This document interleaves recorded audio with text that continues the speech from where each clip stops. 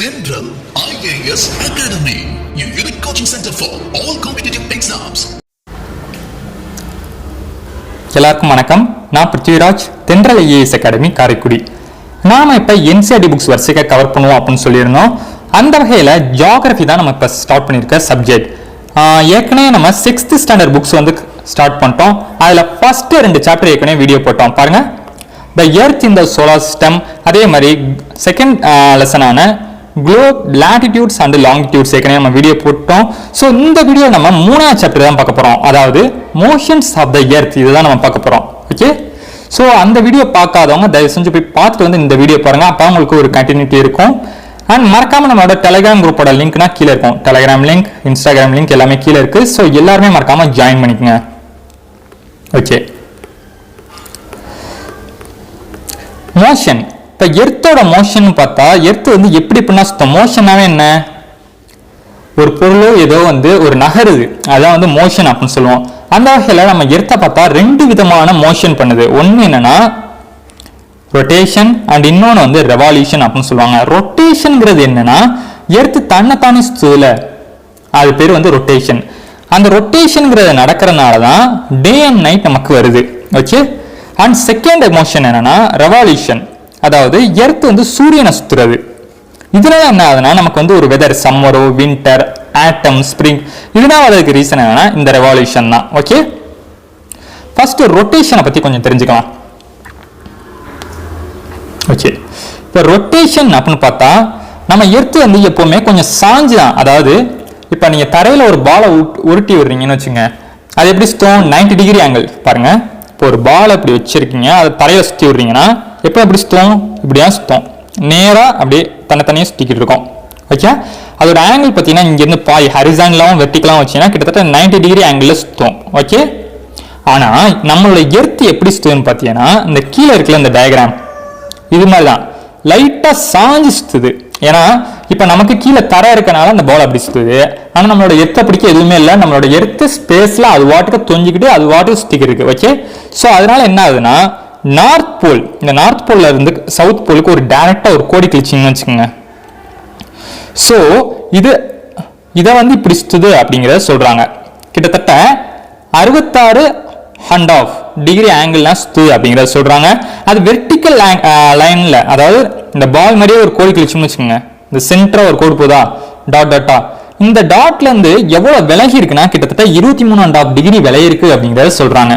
And ஏற்கனவே போன கிளாஸ்ல நிறைய விஷயங்கள் எடுத்த பத்தி பார்த்தோம்.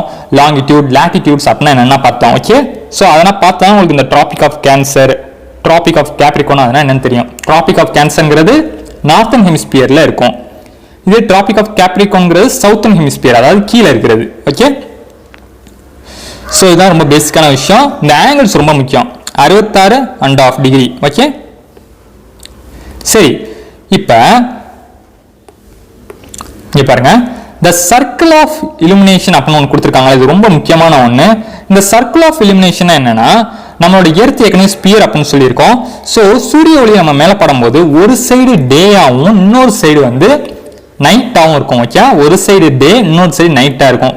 அப்படியே இந்த எர்த்தோட டேயும் நைட்டையும் பிரிக்குதுல ஒரு சர்க்கிள், இதைத்தான் என்னன்னு சொல்லுவாங்கன்னா the circle of illumination அப்படின்னு சொல்லுவாங்க. Okay, the circle of illumination அப்படின்னு சொல்லுவாங்க. பாருங்க, சூரியன் இருக்கு, இந்த சைடு ஃபுல்லா டேயா இருக்கு, அண்ட் இந்த சைடு ஃபுல்லா நைட்டா இருக்கு. இந்த பிரிக்கிற சர்க்கிள் பேர் என்னன்னா the circle of illumination அப்படிங்கறத சொல்றாங்க. இதை தவிர எர்த்த பாதியா பிரிச்சோம்னா ஒரு கோடு இருந்தா போதுல, இதை வந்து ஈக்குவேட்டர் அப்படின்னு சொல்லுவாங்க. நீங்க மற்ற 2 வீடியோஸ் பார்த்துட்டு வந்து இந்த வீடியோ பாருங்க. அண்ட் மற்ற வீடியோ பார்க்குறவங்களும் நோட்ஸ் எடுத்துக்கங்க, அந்த நோட்ஸை ரிவைஸ் பண்ணுங்க. ஓகே, அப்போ உங்களுக்கு அடுத்தடுத்த வீடியோ போடும்போது உங்களுக்கு ஒரு ஞாபகமா இருக்கும், இல்லாட்டி புதுசா பார்க்குற மாதிரி தான் இருக்கும் எத்தனை வீடியோ பார்த்தாலும். சரியா? ஸோ எர்த் எவ்வளோ நேரத்தில் சுற்றுனா 24 மணி நேரத்தில் சுற்றுது ஒரு ரொட்டேஷன். அதுக்கு வந்து எவ்வளோ நேரம் எடுத்துக்குன்னா 24 மணி நேரம், அது எல்லாருக்குமே தெரியும். ஸோ இந்த பீரியட் ஆஃப் ரொட்டேஷன் வந்து என்னன்னு சொல்லுவாங்கன்னா எர்த் டே அப்படின்னு சொல்லுவாங்க. ஓகே, இந்த period of rotation is known as earth day அப்படிங்கிறத தெரிஞ்சுக்கங்க. ஸோ எர்த் டே என்னன்னு கேட்டாலும் நம்ம சொல்ல தெரியணும். ஓகே, ஸோ ரொட்டேஷனை பற்றி பார்த்தாச்சு. ஓகே, ரொட்டேஷனை பற்றி பார்த்தாச்சு. ஸோ இந்த ரொட்டேஷன் நடக்காட்டி என்ன ஆகுங்கிறத இந்த இடத்துல கொடுத்துருப்பாங்க. அதாவது ஒரு சைடு ஃபுல்லா சம்மரா இருக்கும், இன்னொரு சைடு ஃபுல்லா விண்டரா இருக்கும்ல. அப்ப ஒரு சைடு ரொம்ப ஹீட் ஆகி உயிரே இல்லாத மாதிரி, அதாவது தண்ணி இருக்காது, எதுவுமே இருக்காது, பிளான்ஸ் இருக்காது, அது மாதிரி சூழ்நிலை ஏற்படும். அதே மாதிரி இன்னொரு சைடு ஹீட்டு, சூரிய ஒளியோட ஹீட்டே படாதனால என்ன ஆகும்னா ஃப்ரீஸ் ஆயிரும் அப்படிங்கறத சொல்றாங்க. பாருங்க, ஒரு சைடு ரொம்ப ஹீட் ஆகி இன்னொரு சைடு ரொம்ப ஃப்ரீஸ் ஆயிரும். அதனால உயிரினங்களே இருக்க முடியாது. அதனால எர்த் ரொட்டேட் ஆனா மட்டும்தான் நம்மளால உயிர் வாழ முடியும். எப்ப எர்த் வந்து சுத்துற நிப்பாட்டுதோ அப்பயே நம்மனா கொஞ்சம் கொஞ்சமா அழிய ஆரம்பிச்சிரும். அதான் இங்க கொடுத்துருக்காங்க. ஈவன் பிளான்ஸ் கூட சன்லைட் இல்லாம இருக்காது. அதையும் தெரிஞ்சுக்கங்க. ஓகே, ஸோ ரொட்டேஷன் பத்தி நம்ம பார்த்தாச்சு. இப்போ என்ன பார்க்க போறோம்னா ரெவல்யூஷன், அதாவது second motion is called as revolution அப்படிங்க தெரிஞ்சுங்க. சூரியனை பூமி சுத்துதுல, அது என்ன ஆர்பிட்ல சுத்தும்னா எலிப்டிக்கல் ஆர்பிட்ல சுத்தும். தெரிஞ்சுக்கங்க. இப்ப சன் இங்க இருக்குன்னு வச்சுங்க. ஸோ எர்த் இங்க இருக்குன்னா ஒரு காலம் வந்து இந்த குறிப்பிட்ட டிஸ்டன்ஸ் சூரியனுக்கும் எர்த்துக்கு இருக்க டிஸ்டன்ஸ் ரொம்ப கூட இருக்கும், இன்னொரு பீரியட் ஆஃப் டைம்ல ரொம்ப பக்கத்துல இருக்கும் அப்படிங்கிறத வந்து சொல்றாங்க. ஓகே, அண்ட் எர்த் வந்து சூரியனை சுத்த எவ்வளவு நாட்கள் இருக்குன்னா கிட்டத்தட்ட 365 நாட்கள் 1/4 டேஸ் அப்படிங்கிறத தெரிஞ்சுக்கங்க. எப்பவுமே 365 நாள் நீங்க சொல்லிடக்கூடாது கொஸ்டின்ல கேட்டா. எக்ஸ்ட்ரா ஒரு கால், அதாவது கால் நாள் 1/4 டேஸ் அப்படிங்கிறத நம்ம எப்படி பிரிச்சுக்கலாம்னா 6 ஹவர்ஸ் அப்படின்னு பிரிச்சுக்கலாம். ஓகே, 6 ஹவர்ஸ் அப்படின்னு பிரிச்சுக்கணும். ஸோ அதான் இங்க சொல்லியிருப்பாங்க. ஆனால் இந்த 6 ஹவர்ஸ் என்னன்னு பார்த்தீங்கன்னா 4 வருஷத்துக்கு ஒரு தடவை, 4 வருஷத்துல அந்த 6 ஹவரை சேர்த்தா என்ன ஆகும்? 6 hour plus 6 hour plus 6 hour plus 6 equal to 24 hours ஆகும். அதை வந்து ஒரு டேயா நம்ம சேர்த்துப்போம் 4 வருஷத்துக்கு ஒரு தடவை. ஸோ அந்த இயரை நம்ம என்னன்னு கன்சிடர் பண்ணுவோம்னா கிட்டத்தட்ட 366 நாட்கள் இருக்கும். அதை வந்து நம்ம லீப் இயர் அப்படின்னு எடுத்துப்போம். ஆனால் அந்த ஒரு டே எக்ஸ்ட்ரா அதில் அது எந்த மந்த்ல சேர்த்துப்போம் அப்படின்னு பார்த்தீங்கன்னா செப்டம்பர் மந்த்ல சேர்த்துப்போம். ஓகே, சாரி பிப்ரவரி மந்த்ல சேர்த்துப்போம். பிப்ரவரி 29 பாருங்க, பிப்ரவரியில் இப்போ 28 டேஸ் தான் இருக்கும். அதை வந்து 29 டேஸாக கன்சிடர் பண்ணிப்போம். அதே மாதிரி 365 நாட்கள்னு எடுப்போம். ஆனால் இந்த லீப் இயர் சில சந்தேகங்கள் வரணும். அந்த லீப் இயரை நம்ம எப்படா கண்டுபிடிக்கிறது? எல்லா இயர்ஸையும் மனப்பாடம்னா அப்படின்னா கிடையாது. எந்தெந்த இயர்னா 4 ஆல் டிவைட் ஆகுதோ, இப்போ 1996 பாருங்க 4 ஆல் டிவைட் ஆகும். 4 balance 3, so 9 balance 3 9. Okay, so இது மாதிரி தான் எந்தெந்த இயர்னா 4 ஆல் டிவைட் ஆகுதோ அது ஃபுல்லாமே லீப் இயர் அப்படின்னு நம்ம ஈஸியாக கண்டுபிடிச்சிடலாம். அண்ட் அதுதான் கீழே எக்ஸ்பிளைன் பண்ணியிருக்காங்க. எலிப்டிக்கல் ஆர்பிட்ல சுத்து அதான் சொல்லியிருக்காங்க. ஓகே, இப்போ இந்த ரெவல்யூஷன்னால தான் நமக்கு சம்மர் விண்டர்னா வருது அப்படிங்கிற நம்ம சொல்லியிருந்தோம்ல, அதை பற்றி இப்போ பார்க்கலாம். ஓகே, ஸோ ஒரு குறிப்பிட்ட காலம், அதாவது இந்த ரெவல்யூஷன் படி கொஞ்சம் டில்ட் ஆயிடுச்சுல 66.5 டிகிரி. ஓகே, இதுல வந்து சுத்து அப்படின்னு சொல்லியிருக்கோம். 66.5 டிகிரி சுத்து அப்படின்னு சொல்லியிருக்கோம்.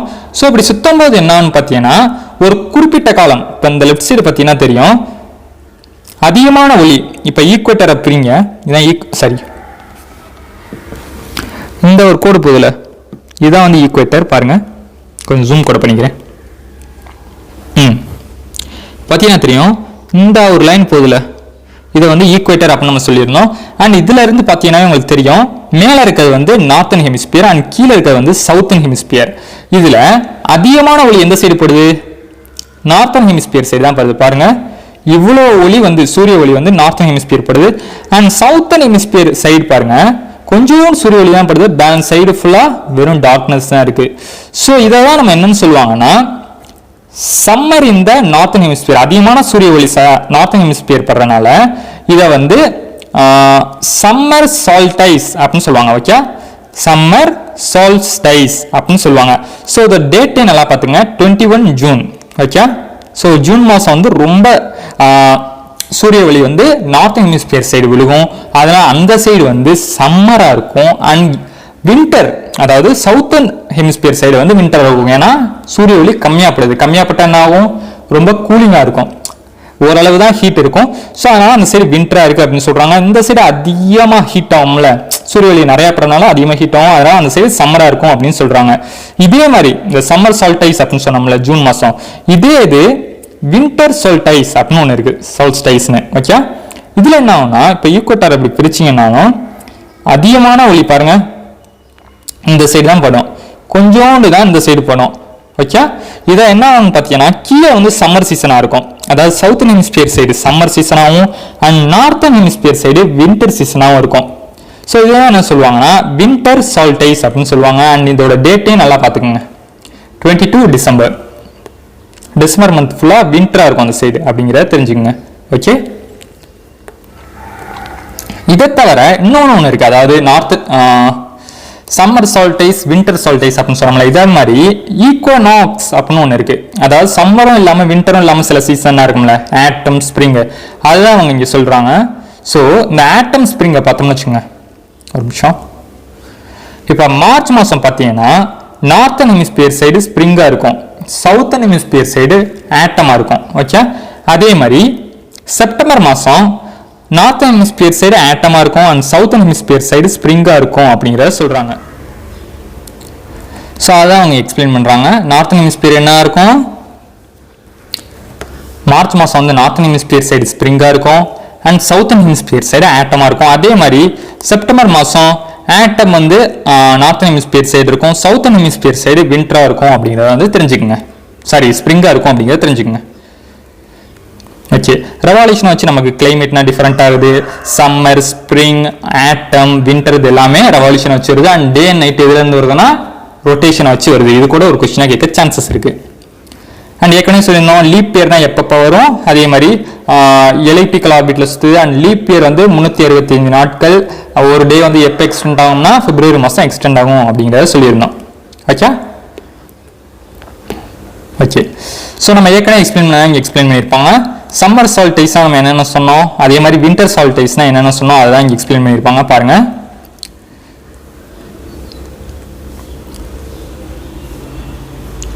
ஜூன் மாதம் வந்து நார்த்தன் ஹெமிஸ்பியர் சைடு அதிகமாக சூரிய ஒளிப்படும், அதனால அதை வந்து சம்மர் சால்டைஸ் அப்படின்னு சொல்லுவாங்க. சூரிய ஒளி நார்த் சைடு போடுறதுனால அந்த சைடு ரொம்ப ஹீட் ஜென்ரேட் ஆகி, அதாவது tropic of cancer, northern hemisphere side தான் டிராபிக் ஆஃப் கேன்சர் இருக்குது, அதை யாரும் மறந்துடக்கூடாது. அண்ட் டிராபிக் ஆஃப் கேப்ரிகான் எந்த சைடு இருக்கு, சவுத்தன் ஹெமிஸ்பியர் சைடு இருக்கு. ஓகே, அதை கன்ஃபியூஸ் பண்ணிக்க கூடாது. ஸோ இந்த ஜூன் 21 இது வந்து ரொம்ப ஒரு முக்கியமான நாள் அப்படிங்கிறத தெரிஞ்சுக்கங்க. ஏன்னா இந்த நாளில் தான் longest day and shortest night, அதாவது நைட் வந்து ரொம்ப குறைவாகவும் டே வந்து ரொம்ப டைமாகவும் இருக்கும். சூரியன் வந்து லேட்டாக மறையும் அப்படிங்கிறத வந்து சொல்கிறாங்க. ஓகே, டே வந்து அதிகமாக இருக்கும். ஓகே. ஸோ சம்மர் சால்டைஸ்னா என்னன்னு பார்த்தாச்சு. வின்டர் சால்டைஸ்னு நமக்கு என்னன்னு தெரியும், சவுத்தன் சைடு சம்மராக இருக்கும், அதுதான் அவங்க எக்ஸ்பிளைன் பண்ணுவாங்க. ஸோ இந்த கேப்ரிகான் இது வந்து ரொம்ப முக்கியமானது. ட்ராபிக் ஆஃப் கேப்ரிகான் சைடு வந்து அதிகமாக சன்லைட் படும், அதனால் அந்த சைடு சம்மராக இருக்கும் அண்ட் நார்த் சைடு வந்து வின்டராக இருக்கும் அப்படிங்கிறத வந்து சொல்லுவாங்க. ஓகே. ஸோ டேட் வந்து எல்லாரும் பார்த்துங்க, டிசம்பர் மாதம் டிசம்பர் 22 ரொம்ப முக்கியமான நாள். ஓகே.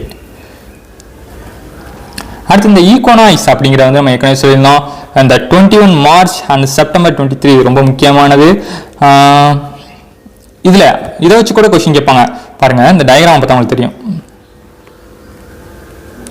மார்ச் 21 எந்த சைடு ஸ்ப்ரிங்காக இருக்கும், எந்த சைடு, அதாவது நார்த்தன் ஹெமிஸ்பியர் சைடு என்ன இருக்கும், ஸ்ப்ரிங்காக இருக்கும், சவுத்தன் ஹெமிஸ்பியர் சைடு ஆட்டமாக இருக்கும். அதே மாதிரி செப்டம்பர் 23 ஆப்போசிட்டாக இருக்கும், மேலே ஆட்டமாக இருக்கும், கீழே வந்து ஸ்ப்ரிங்காக இருக்கும். அதை கூட ஒரு கொஸ்டினில் வந்து கேட்க சான்சஸ் இருக்குது. ஸோ தெளிவாக படிச்சுக்கோங்க. மார்ச் மாதம் மேலே எஸ், கீழே ஏ. ஓகே, மார்ச்லேருந்து வச்சுக்கோங்க எஸ்ஏ, அதுக்கடுத்து திருப்பி வந்து கீழே எஸ் போயிடும், மேலே வந்து ஏ, அதாவது ஆட்டம் ஸ்ப்ரிங். ஓகே, இந்த காலத்தை வந்து ஈக்வனாக்ஸ் அப்படின்னு சொல்லுவாங்க. அதே மாதிரி சம்மர் சால்டைஸ்னா என்ன, வின்டர் சால்டைஸ்னா என்ன, இது எல்லாத்தையுமே நோட்ஸ் எடுத்து தெளிவாக அடிக்கடி பார்த்துக்குங்க. இல்லாட்டி கண்டிப்பாக இந்த கான்செப்ட் வந்து குழப்பம் எல்லாருக்குமே. ஓகே, ஸோ அதான் அவங்க எக்ஸ்பிளைன் பண்ணியிருக்காங்க. ஓகே, ஸோ இதில் நம்ம வந்து கண்டிப்பாக தெளிவாக எல்லாருக்குமே புரிஞ்சிருக்கும். நேரம் ரொட்டேஷன் என்ன, ரெவல்யூஷன் என்ன, டே அண்ட் நைட் எப்படி வருது, வின்டர் சீசன் சம்மர் சீசன் எப்படி வருது, சால்டைஸ் அதாவது சம்மர் சால்டைஸ்னா என்ன, வின்டர் சால்டைஸ்னா என்ன, ஈக்வனாக்ஸ்னா என்ன, இது எல்லாமே இந்த சாப்டர்ல கண்டிப்பாக உங்களுக்கு புரிஞ்சிருக்கும். அடுத்த சாப்டர்ல 4வது லெசனை வந்து பார்க்கலாம். அதாவது 4வது லெசன் என்ன வரும், ஒரு நிமிஷம், மேப்ஸ். ஓகே, 4வது சாப்டர் நம்ம வந்து மேப்ஸை பற்றி தான் பார்க்க போகிறோம். ஸோ அதுதான் அடுத்த சாப்டர். ஸோ இந்த சாப்டர் வந்து பார்க்குறவங்க நோட்ஸ் எடுத்து வச்சுங்க. அண்ட் மற்ற 2 வீடியோஸ் பார்க்காதவங்க பார்த்துருங்க, அதுக்கு நோட்ஸ் எடுத்துக்கங்க, அடிக்கடி ரிவிஷன் பண்ணிக்கோங்க. அண்ட் மறக்காம டெலகிராம் குரூப்ல நைட் 8 மணிக்கு ரெகுலராக நம்ம வந்து குயிஸ் வச்சுக்கிறோம், கரண்ட் அஃபேர்ஸ் குயிஸ் வச்சுக்கிறோம். அண்ட் டிஸ்கஷனும் பண்ணுறாங்க, சார் வந்து பண்ணுறாங்க, ஹரிஹரன் சார் வந்து பண்ணுறாங்க. ஸோ எல்லாரும் மறக்காம வந்துருங்க. ஓகே, அடுத்த வீடியோ உங்களை பார்க்குறேன். தேங்க்யூ.